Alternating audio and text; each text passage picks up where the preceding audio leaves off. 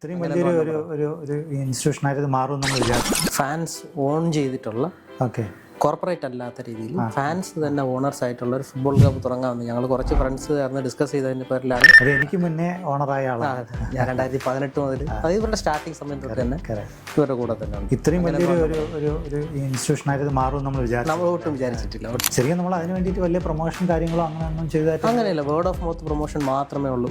ഇതുവരെ അക്കാഡമീസ് നടത്തുന്നുണ്ട്, പിന്നെ സ്കൂളിലുള്ള ഒരു സ്കൂളുണ്ട്, ഒരു റെസിഡൻഷ്യൽ സ്കൂൾ പ്രോജക്റ്റ് ഉണ്ട്. ഇങ്ങനെ സ്ലോലി ആണ് ഇപ്പോൾ വന്നത്. ഇപ്പം ഞങ്ങളിപ്പോൾ ഞങ്ങളുടെ പീക്ക് എന്ന് ഞാൻ വിശ്വസിക്കുന്നത് അവർ team in the women's premier league national level Delhi.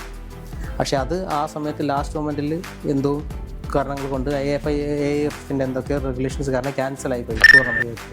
But still we reached up to that. We are the first team from Kerala to പബ്ലിക്കിൻ്റെ ഇടയിൽ അങ്ങനെ ഒരു ഇത് നമ്മുടെ സൊസൈറ്റിക്ക് ആവശ്യമുള്ള സാധനമാണ്. എക്സസൈസിന് വേണ്ടിയിട്ടോ അല്ലെങ്കിൽ ഫുട്ബോൾ എന്ന് പറയുന്നത് ലോകം മുഴുവൻ ആൾക്കാർ റെസ്പെക്ട് ചെയ്യും.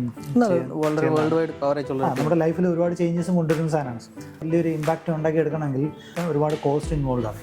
അപ്പോൾ അതിന് CSR ഫണ്ട് പോലത്തെ കമ്പനികൾക്കൊക്കെ വേണമെങ്കിൽ ഇതിൻ്റെ കൂടെ അസോസിയേറ്റ് ഇപ്പോൾ നമ്മൾ രജിസ്റ്റേർഡ് ആയിട്ട് നമ്മൾക്ക് ട്രേഡ് മാർക്കോട് കൂടി തന്നെയാണ് ഇപ്പോൾ നമ്മൾ വർക്ക് ചെയ്യുന്നത്. So we are able to receive CSR funds. 2 ദിവസം മുമ്പ് കൺട്രോൾ ചെയ്ത ടൂർണമെന്റിൽ വി ആർ സെക്കൻഡ് റണ്ണർ. നമ്മൾ ട്രെയിൻ ചെയ്ത പിള്ളേർ ഫാർ ഈസ്റ്റ് ഉള്ള ഒരു ടൂർണമെന്റ് ഫുട്സാലിൽ ഇന്ത്യ റെപ്രസെന്റ് ചെയ്തിട്ട് പോയായിരുന്നു.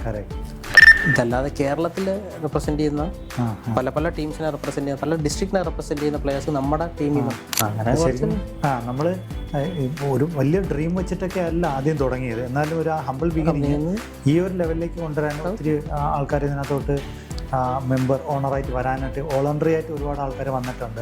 അപ്പം മണി മോട്ടീവായിട്ടല്ല ആക്ച്വലി നമ്മളിത് റൺ ചെയ്യണത്. ഇതിനകത്ത് ശരിക്കും പറഞ്ഞാൽ ഈ സൊസൈറ്റിയിൽ എന്താണ് നമ്മുടെ ഈ പറഞ്ഞൊരു പ്രസൻസ് കൊടുത്തിട്ടുള്ളതിനെ കുറിച്ചൊരു സംശയമാണ്. അപ്പം സൊസൈറ്റിക്ക് ഒരു ബാധ്യതയാണ്, അവരാണ് സപ്പോർട്ട് ചെയ്യേണ്ടത്. ഇപ്പം പാരൻസിനാണെങ്കിലും ഈ പിള്ളേരുടെ ഒരു എഡ്യൂക്കേഷൻ്റെ ഒരു പ്രഷർ റിലീഫിന് വേണ്ടിയിട്ടും വേണമെങ്കിൽ ഈ ഒരു കൺസിഡർ ചെയ്യാന്നുള്ള അക്കാഡമിയിലൊക്കെ നമ്മളിപ്പോഴത്തെ ഡ്രീം എന്ന് പറയുന്നത് ഇന്ത്യയിലെ ലാർജസ്റ്റ് ആകുക എന്നുള്ളത് തന്നെയാണ്. To be the largest 1 million members fans ഉള്ള ഓണേഴ്സ് ഉള്ള ആക്ച്വലി ഫാൻസ് തന്നെയാണ് ഓണേഴ്സ് ഉള്ള ക്ലബ്ബ് എന്നുള്ള രീതിയിലാണ് നമ്മുടെ ടാർഗറ്റ് ആദ്യമായിട്ട് അന്ന് ഡിസൈഡ് ചെയ്തിരുന്നത്.